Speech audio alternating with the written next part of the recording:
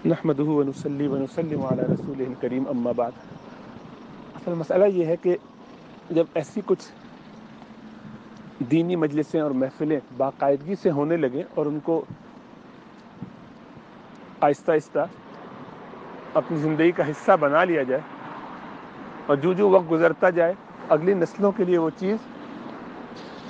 لازمی اور ضروری قرار پائیں، بلکہ اس سے بڑھ کر کے جو لوگ اس میں شامل نہ ہو ان کے لیے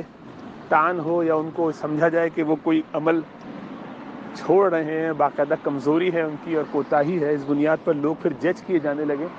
کہ فلاں صاحب تو ایسے ہیں کہ جو باقاعدہ مجلس میں آتے ہیں، فلاں صاحب نہیں آتے، اور جو نہیں آتے وہ یقیناً کوئی حقیر کام کرتے ہیں، غلط کام کرتے ہیں، نیکی کے کام کو چھوڑتے ہیں، گویا برے ہوئے. تو یہ بہت ایک بڑا خطرہ ہے کہ شریعت میں ایک تو بات یہ کہ باقاعدگی سے چیزوں کو دین میں داخل کرنا جن کی اصل نہ ہو لیکن جواز ہو، جیسا کہ میلاد کے لیے، مولد کے لیے ایک بڑی تعداد میں علماء نے جواز کا حکم کیا ہے، لیکن اس کے نتیجے میں جو پھر خرابیاں آ جاتی ہیں یہی جس طرح سے کہ باقاعدہ پہلے وہ سال ہوتا تھا، اب وہ ہر ہفتے ہر مہینے، پھر روزانہ، بہت سے لوگ روزانہ بھی کرتے ہیں اب، لیکن لازم نہیں سمجھتے اس کو، تو اس درجے میں تو ٹھیک ہے، لیکن یہ ماہانہ جو مجلس ہونے لگے گی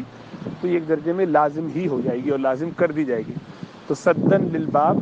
دین کا مزاج بھی نہیں ہے کہ کوئی رسمیں شامل کی جائیں، اور سلف صالحین سے چونکہ ثابت بھی نہیں ہے، زیادہ سے زیادہ اس کا جواز ہو سکتا ہے، اس کا استحباب ہو سکتا تھا، لیکن چونکہ اب اس میں غلو ہونے لگا ہے، تشدد ہونے لگا ہے، بہت زیادہ اس پر زور ہونے لگا ہے، لوگ اس کو لازمی تک سمجھنے لگے ہیں، تو اس لیے ایسی چیزوں کو بالکل ترک کرنا چاہیے، بچنا چاہیے، تاکہ ہم ذریعہ نہ بنے ایک بری چیز کے ایجاد کرنے کے، یعنی ایک بدعت کے شروع کرنے والوں میں شامل نہ ہو جائے، من سن سنتا سیئۃ والا عمل نہ ہو جائے کہیں.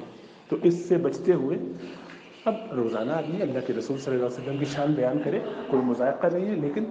ان پلانڈ، بغیر اس کو اہتمام کیے ہوئے، اس کے لیے خوب نفیر عام ہو رہی ہے، لوگوں کو جمع کیا جا رہا ہے، لوگوں کو باقاعدہ انکریج کیا جا رہا ہے، تو یہ ساری چیزیں جو ہیں چونکہ نقصان دہ ہو سکتی ہیں، اس لیے اس سے بچنا چاہیے اور کوشش کرنی چاہیے کہ ایسے اعمال سے اپنے آپ کو دور رکھا جائے.